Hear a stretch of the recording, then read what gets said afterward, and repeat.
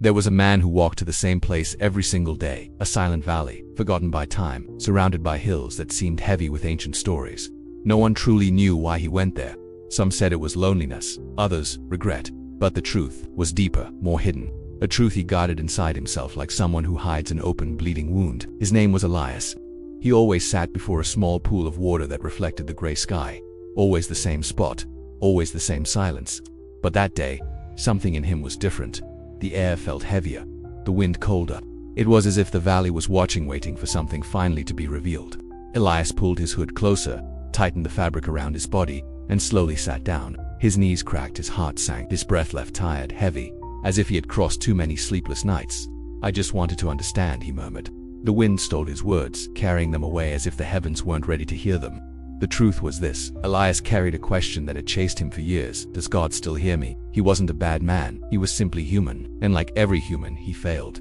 Failed countless times. Failed when no one was watching. Failed in moments that scarred his soul. Life had become a labyrinth, and Elias could no longer find the exits that once seemed so clear.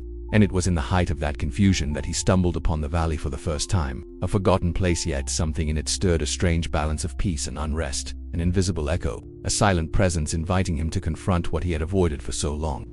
Elias believed that the valley was the only place where God might still hear him. And so, on that day, when the weight inside him became impossible to ignore, something happened. The wind stopped, the silence thickened, and Elias felt for the first time in many long months that he was not alone. He inhaled deeply. "If you truly see me, then speak to me. Just this once. Tell me what to do. Show me where I went wrong. Help me not to give up." The water remained still, the landscape unchanged. No sign, no answer. Elias lowered his head. "I know, I should be used to the silence by now." But before despair could settle in, a sound emerged from the hill's footsteps. Slow, constant, heavy. Elias froze. No one ever came to that place. He turned slowly and saw the silhouette of a man walking, a shadow among shadows. His face was hidden, his pace calm, as if he had known that valley for centuries. The figure approached, stopped beside Elias, and sat down as if he had always been part of Elias's story. "Why did you come here today?" the figure asked. The voice was calm, deep, carrying something indescribable. Not comfort, not threat, but truth. Elias hesitated. "I don't know who I am anymore. I don't know what God expects from me. I don't understand why everything is so difficult." "So you came seeking answers?" "Yes. And do you believe you're ready to receive them?" The silence between them seemed to stretch time itself. Elias tried to answer, but the words refused to come. The figure continued. "Do you truly believe God abandoned you?" I think so, because he doesn't do what you want." "No, it's not that." "Then what is it?" Elias swallowed hard. "Because I failed. Too many times." The figure tilted his head, watching the still water ahead. "Everyone fails, even those who walk with God stumble. But the ones who keep walking, those are the ones he lifts." Something flickered inside Elias, faint flame awakening in ancient ashes. "Then why doesn't he speak to me?" "Who told you he isn't speaking?" The wind brushed lightly across the valley. The grass trembled. The water rippled. Elias looked around. Everything looked the same, nothing extraordinary. "I didn't hear anything," he whispered. "That's because you expect a voice, when you should be listening to the movement." The movement. God speaks in the silence that disturbs you, in the exhaustion that weighs on you, in the longing that tightens your chest, in the fear that exposes you, in the failure that humbles you, in the valley that keeps drawing you back. He is not absent. You simply forgot how to perceive him. Elias lowered his gaze.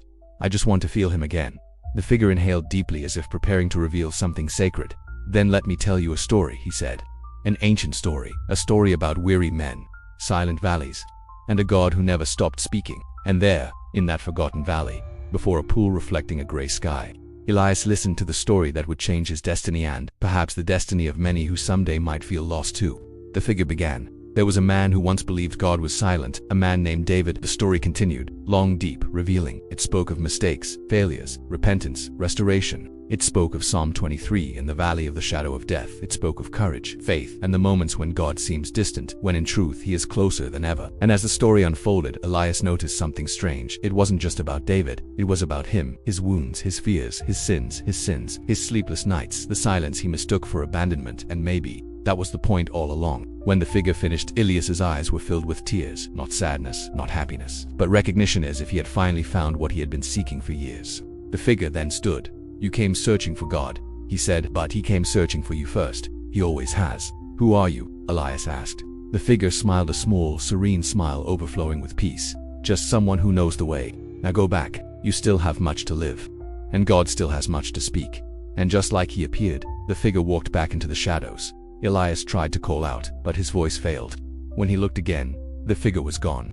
The valley returned to silence, but Elias was never the same, because that day, in that silent valley, before a pool that reflected far more than the gray sky, he finally understood. God had never stopped speaking, he had simply stopped listening. And as Elias pulled his hood forward, took a deep breath and began to walk home, he felt something he had lost long ago, hope, and perhaps, somewhere between the hills, an unseen presence smiled quietly, knowing that Elias's journey had only just begun. If you ever feel lost in your own silent valley, remember Elias's story. If this message touched you, share it with someone who might need it, and subscribe for more stories that remind us we are never truly alone.